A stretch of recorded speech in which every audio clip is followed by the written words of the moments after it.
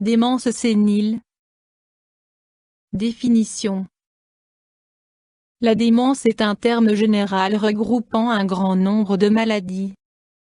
La caractéristique commune aux 55 sous-types de démence est la perte des capacités cognitives et intellectuelles, à savoir une détérioration de la mémoire, un déclin des fonctions cognitives, des troubles du langage et des perturbations des fonctions exécutives. Il n'y a cependant pas de troubles de la conscience. Ces perturbations interfèrent de façon significative avec le fonctionnement du sujet qui n'est plus en mesure de gérer les tâches de la vie quotidienne. La démence n'est pas une manifestation normale du vieillissement qui affecte chaque individu à des degrés divers. Il s'agit, au contraire, d'une véritable maladie qui affecte principalement les sujets âgés. Cause. Parmi les sujets atteints de démence, 9 sur 10 souffrent soit de maladie d'Alzheimer, soit de démence vasculaire. Le présent chapitre s'intéresse avant tout à la démence vasculaire, faisant suite à une occlusion artérielle, la maladie d'Alzheimer faisant l'objet d'un autre chapitre. L'artériosclérose est caractérisée par une accumulation de calcium et de graisse au sein des parois des vaisseaux. Au niveau du cerveau, elle se manifeste par un rétrécissement des vaisseaux cérébraux. Lors de l'occlusion de nombreux petits vaisseaux sanguins ou en cas d'accident vasculaire cérébral, ou de plusieurs, le fonctionnement normal du cerveau est perturbé. Autre cause. Alcoolisme. Maladie de Parkinson. Prédisposition génétique. Troubles métaboliques, affection de la thyroïde, manque de vitamine B12. Sida/infection par virus V. Chez les parents du premier degré, le risque de développer une démence est légèrement plus important, multiplié par un facteur 2 à 4, que dans la population générale. Cependant, il est rare que plusieurs membres soient atteints de démence au sein d'une même famille. Une forme de démence peut toutefois survenir chez de jeunes adultes, entre 30 à 50 ans. Cette forme de démence, un sous-type de la maladie d'Alzheimer, est due à une altération du matériel génétique au niveau d'un chromosome et peut, sans que cela soit systématique, être transmise aux descendants. Dans cette forme de démence, plusieurs membres d'une même famille peuvent être atteints. Troubles, symptômes. L'apparition soudaine de troubles de la mémoire constitue un signal d'alarme à ne pas négliger et nécessite un bilan médical. Troubles de la mémoire importants. Troubles cognitifs, exemple réponse incohérente à des questions. Problèmes d'orientation. Langage ralenti et peu compréhensible. Perturbation de la capacité de jugement. Modification de la personnalité. Dépression avec perte de l'élan vital. Avec la progression de la maladie, il devient de plus en plus difficile pour les sujets concernés de gérer la vie de tous les jours. Des activités comme faire les courses, cuisiner, s'habiller ne peuvent plus être réalisées de façon autonome. Des hallucinations peuvent apparaître et les personnes ne reconnaissent plus leur entourage ni les sujets qui leur étaient familiers. Examen, diagnostic. Anamnèse avec prise en compte des symptômes du patient, il est essentiel d'interroger également les autres membres de la famille.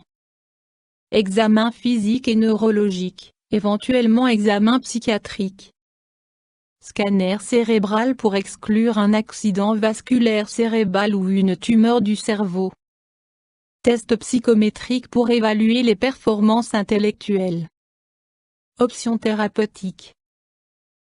Tout d'abord, il s'agit de reconnaître et de traiter toute affection sous-jacente. À ce jour, il est impossible de guérir la démence. Toutefois, avec un traitement ciblé et approprié, il est possible de ralentir la progression de la maladie. Mesures générales. Une alimentation équilibrée, des boissons abondantes ainsi qu'un cadre de vie structuré sont utiles et permettent au malade de mieux gérer sa vie journalière. La stimulation des capacités intellectuelles persistantes est très importante. Toutefois, à cet égard, il convient d'éviter tout excès. Le recours à des exercices mentaux et physiques et l'utilisation des capacités manuelles et artistiques permet aux sujets atteints de démence de préserver plus longtemps leur autonomie en puisant dans leurs propres ressources. Stratégie thérapeutique. 1. Traitement de la maladie de base et des facteurs de risque.